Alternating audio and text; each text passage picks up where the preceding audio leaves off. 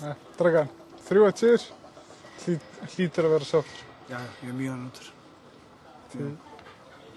Því skvörtittur var snemma í leiknum, 20 mínútu. Hversu mikilvægt var það að fá mark frekar snemma í leiknum? Já, það er alltaf mikilvægt skora í svona leikir. Þetta er derbyleikur mútið Stjörnum. Alltaf mikilvægt skora snemma. Ég vildi við skorum aðeins 4 jafnvel, en 20 mínútur, það var líka mjög fínt. Því bæði lið fengu síðan færi í seinni hálfleik til að skora. Hvernig svona metur við síðari hálfleik? Já, bæði lið fengu færi til að skora mark. Í fyrir hálfleikum líka Stjörnum fekk 2 mjög gott færi. Þeir skora ekki, við fengum færi, við skora mjög gott. Og í seinni hálfleikur, eftir 2 mínútur seinni hálfleik, Matti kom 1 í gigg að skora 3-0, þetta mátti vera miklu léttara. Svo í staðan við fengum mark 2-1 og var pínu stressandi og svona. En við náum að klára sem er bara mjög gott. Og ef þú lítur yfir leikinn í heild sinni, hvernig svona metur við leikinn? Ég held að við vorum bara betra lið í dag og finnst mér við vildum meira þetta sigur.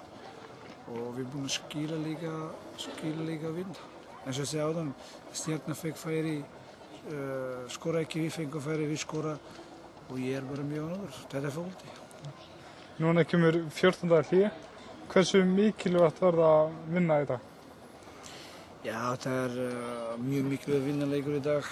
Ég er ekki alveg mjög ánægður með þetta hlé og svona. Við missa fjóra okkar stelpur. Þeir fara í landslið, 2 fara í Serbíu, 1 fara í Sloveníu og 1 fara með landslið, 2 fara með landslið Ísland. 5 stelpur að missa úr byrjunarlið. En það er svona, við allir vilja hérna í Akureyri hafa fleiri stelpur frá hverju landslið. Það er mjög gott. En mjög mikilvægt að vinna leikur í dag. Til hamingju. Takk fyrir.